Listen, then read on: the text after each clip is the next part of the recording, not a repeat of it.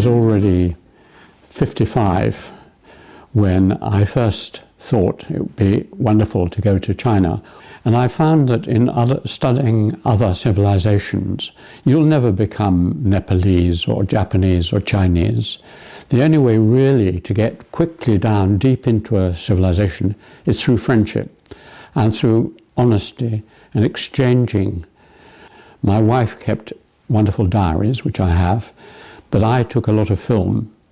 But it took 10, 15 years to get down to a deeper level. China is so diverse. This is one of the things I love about it, because I've been 17 times, but each time it feels as if I'm going to a new country, because the parts of China are the size of European countries, and their cultures and languages and everything are so different that you never get tired of it. You can go to the east, the west, the north, the south, the country, and it's all very, very different. So traveling across China, if possible by train or car, you see so much variety, beautiful villages, local architecture, and of course wonderful cuisine varying over the country. But above all, I think what I tell people, and why Sarah and I go back to China again and again, apart from the beauty, the food, the buildings, these friendships, is the people. My Chinese friends are like that. Very warm, very caring. They look after us beautifully when we go to China.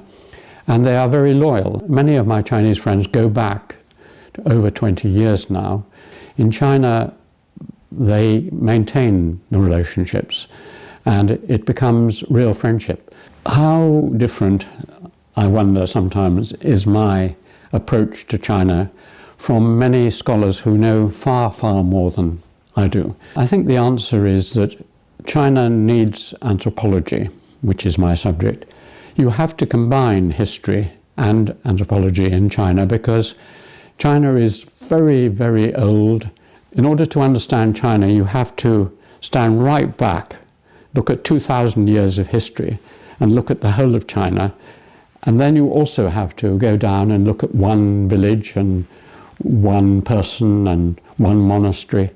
And then if you combine these macro visions with micro visions, you can begin to understand something about China. I think I'd like to talk about a book I wrote. The major idea in this comparison of four civilizations book is that we should try and simplify civilizations down to their essence. So China is a totally other. And the task I set myself, and my life's task increasingly, is to try and bridge that, because the aim of anthropology, of the greatest anthropologists, is to be a part of your own civilization, but then to have an imaginative leap whereby you suspend some of your prejudices and some of your categories and become a member of another civilization.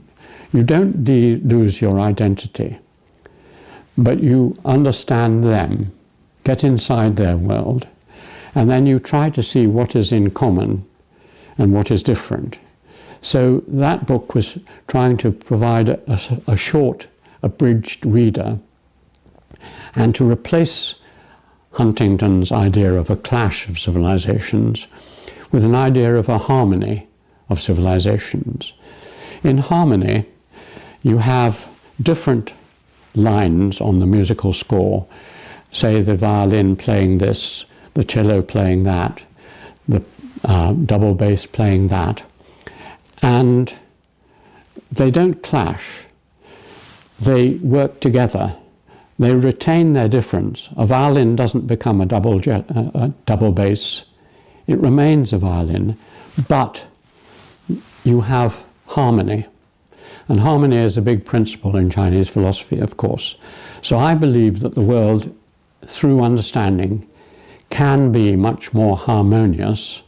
In my efforts to try and promote intercultural communication. I realized you have to work at all sorts of levels. You work at conferences, you work at seminars, you work at teaching summer schools, you work in cultural festivals. But obviously a main way still is through publishing. And so my gifted colleague, Wang Zilan, and I set up a publishing firm about 6 or 8 years ago called Cam Rivers Publishing. And the explicit aim of this is to act as a cultural bridge between China and the West. So we co-publish. We are one of the few firms which has an equal presence in China and in the West. In Cambridge, we have our office and shop. And by working like this, we translate Chinese books into English, which would be difficult to do otherwise, and vice versa. Interesting thought in the East here, and the best of our thought to China. You need this bridge, and through that we can actually communicate across these large cultural differences.